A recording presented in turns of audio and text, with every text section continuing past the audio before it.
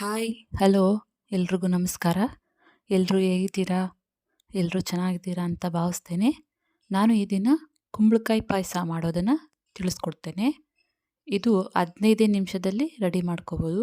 ರುಚಿಯಾಗಿರುತ್ತೆ, ಬೇಗ ಆಗುತ್ತೆ.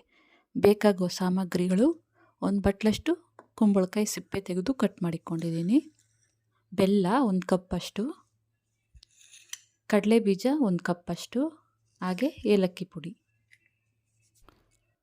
ಇಲ್ಲಿ ಮೊದಲಿಗೆ ಸ್ಟವ್ ಮೇಲೆ ಪಾತ್ರೆ ಇಕ್ಕಿ ಒಲೆ ಹಚ್ಕೊಳ್ತೇನೆ. ಈಗ ಈ ಪಾತ್ರೆಗೆ ಕಟ್ ಮಾಡಿರೋಂಥ ಕುಂಬಳಕಾಯಿ ಹಾಕ್ಕೊಂಡು ಒಂದು ಚಿಕ್ಕ ಟೀ ಗ್ಲಾಸ್ನಷ್ಟು ನೀರು ಹಾಕ್ಕೊಳ್ತೇನೆ. ಇವನ್ನ ಬೇಯಿಸ್ಕೋಬೇಕು. ಹಾಗೆ ಪಕ್ಕದಲ್ಲಿ ಸ್ಟವ್ ಮೇಲೆ ಬಾಣಲೆ ಇಕ್ಕೊಳ್ತೇನೆ. ಕಡಲೆ ಬೀಜ ಹಾಕ್ಕೊಂಡು ಹುರ್ಕೋಬೇಕು. ಇವನ್ನ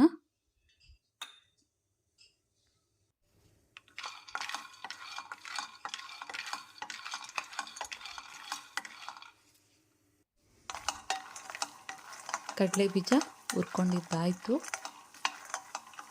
ಈಗ ಗ್ಯಾಸ್ ಆಫ್ ಮಾಡ್ಕೊಳ್ತೇನೆ. ಕಡಲೆ ಬೀಜ ತಣ್ಣಗಾಗಬೇಕು, ಸಿಪ್ಪೆ ತೆಕ್ಕೋಬೇಕು. ಇಲ್ಲಿ ನೀವು ನೋಡ್ಬೋದು ಕುಂಬಳಕಾಯಿ ಬೇಯ್ತಾ ಇದೆ. ಇನ್ನೂ 1-2 ನಿಮಿಷ ಇದನ್ನು ಬೇಯಿಸ್ಕೋಬೇಕು. ಪಕ್ಕದ ಒಲೆ ಮೇಲೆ ಬಟ್ಲಿಕ್ಕೊಂಡಿದ್ದೀನಿ, ಒಲೆ ಹಚ್ಕೊಳ್ತೇನೆ. ಇದಕ್ಕೀಗ ಬೆಲ್ಲ ಹಾಕ್ಕೊಳ್ತೇನೆ. ಒಂದು ಚಿಕ್ಕ ಟೀ ಗ್ಲಾಸ್ನಷ್ಟು ನೀರು ಹಾಕ್ಕೊಳ್ತೇನೆ. ಇದು ಬೆಲ್ಲ ಕರಗಬೇಕು.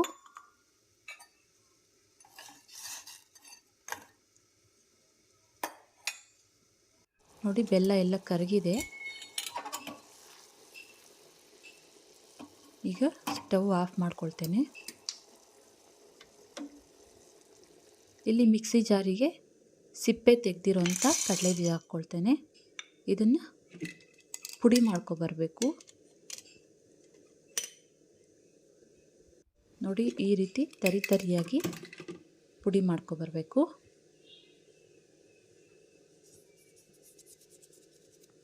ಇಲ್ಲಿ ಕುಂಬಳಕಾಯಿ ಬೆಂದಿದೆ. ಈಗ ಇದಕ್ಕೆ ಕರಗಿಸ್ಕೊಂಡಿರೋಂಥ ಬೆಲ್ಲ ಶೋಧಿಸ್ಕೊಳ್ತೇನೆ.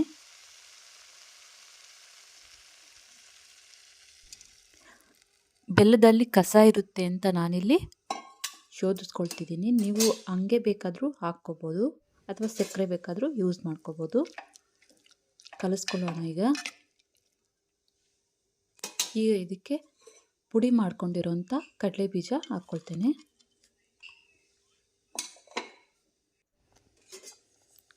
ಕಲಿಸ್ಕೊಳ್ಳೋಣ ಈಗ ಇದನ್ನು.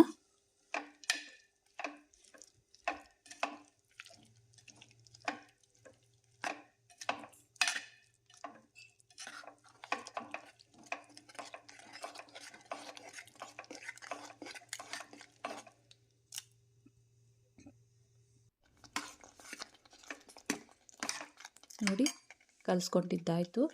ಈಗ ಇದಕ್ಕೆ ಕೊನೆಯದಾಗಿ 1/4 ಟೀ ಸ್ಪೂನಷ್ಟು ಏಲಕ್ಕಿ ಪುಡಿ ಹಾಕ್ಕೊಳ್ತೇನೆ. ಕಲಿಸ್ಕೊಳ್ಳೋಣ.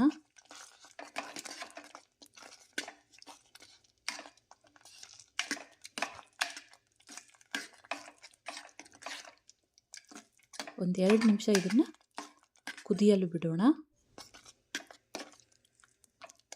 ನೋಡ್ಬೋದು, ಇಲ್ಲಿ ಕುಂಬಳಕಾಯಿ ಪಾಯಸ ರೆಡಿ ಆಯಿತು. ಸ್ಟವ್ ಆಫ್ ಮಾಡ್ಕೊಳ್ತೇನೆ. ಇದನ್ನೀಗ ಬಟ್ಲಿಗೆ ಸರ್ವ್ ಮಾಡ್ತೇನೆ. ನೋಡೋದಲ್ಲ, ಕುಂಬಳಕಾಯಿ ಪಾಯಸ ಮಾಡೋ ವಿಧಾನ ಬೇಗ ಆಗುತ್ತೆ, ಹಾಗೆ ರುಚಿಯಾಗೂ ಇರುತ್ತೆ. ಈ ವಿಡಿಯೋ ನಿಮಗೆ ಇಷ್ಟ ಆದಲ್ಲಿ ಜ್ಯೋತಿ ಪಾಕಶಾಲೆ ಚಾನಲ್ಗೆ ಲೈಕ್ ಮಾಡಿ, ಸಬ್ಸ್ಕ್ರೈಬ್ ಮಾಡಿ. ಧನ್ಯವಾದಗಳು.